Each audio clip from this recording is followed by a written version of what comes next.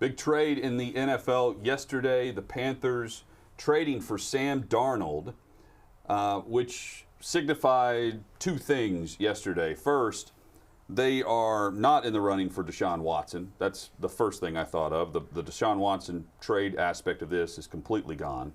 They were the team that was being mentioned. I think the Dolphins and one other team, Paul, are still monitoring what's going on in Houston. But Carolina was at the top of that list.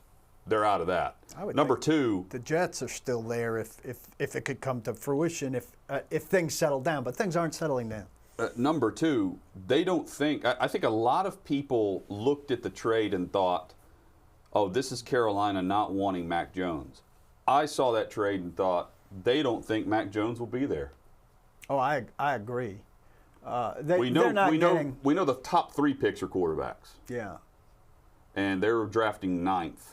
Somebody will be ahead of them. If they're not already ahead of them, somebody will get ahead of them, or they would have to trade up.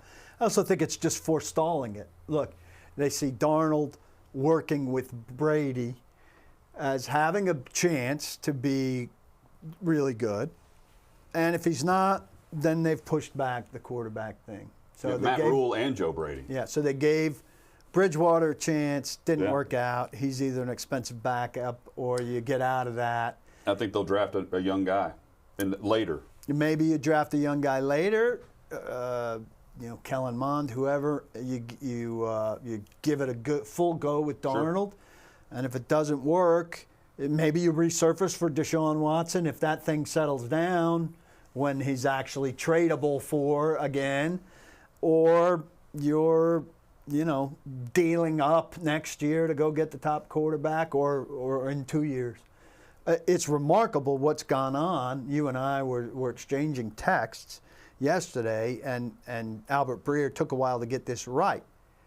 Chad, the last season from which the first-round quarterbacks all remain with their team is 2020. Wow. The entire first-round group.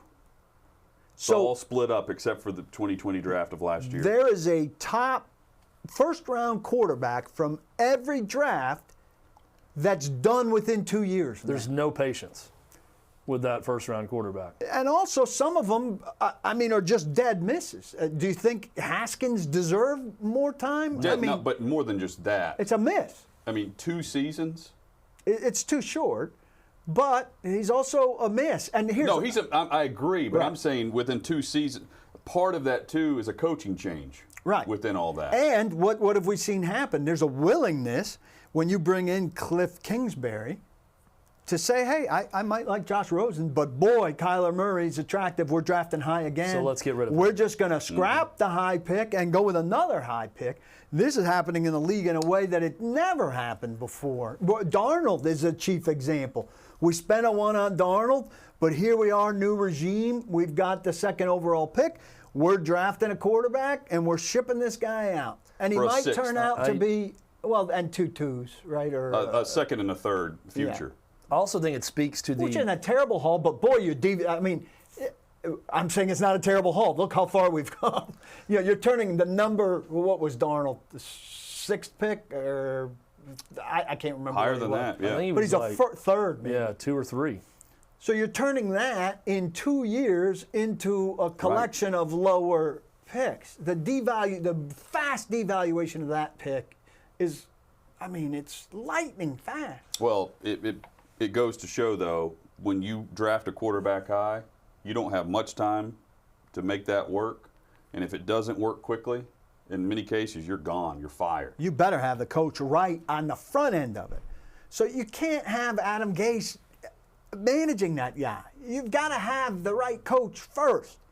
And what an upgrade for Sam Darnold, going from Adam Gase to now going for Matt Rhule and Joe Brady. He's got to have the weight of the world off his shoulders. I would think so. Now, he's got a chance. It also speaks. And if they hit, we talk about the resources you spend to get a quarterback. If Sam Darnold's a hit, that group of draft picks that you're talking about that they just gave up for him, that's a steal. Yeah, absolutely. That's comparable. It's not as good, but it's comparable to what the Titans gave up for Ryan Tannehill. This, though, is where I don't fully buy into, and I think Mac Jones is a good player and obviously had a great season in Alabama. I don't buy into the greatness of Mac Jones as much as the greatness for the need of quarterbacks.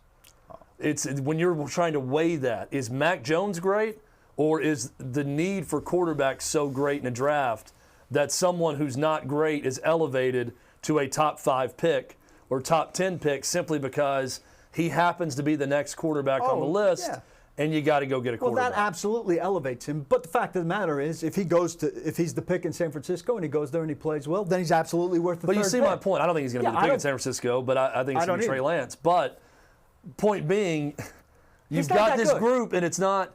Are we saying this is a great quarterback group, or are we saying this is a team with a great quarterback need in the draft? You score them These up. are a group of teams that have great quarterback needs, and that's why it's going to be a quarterback group that slots high, even though there's not true greatness I'm with you. outside of 2 or 3 guys. I think it's just trending that way.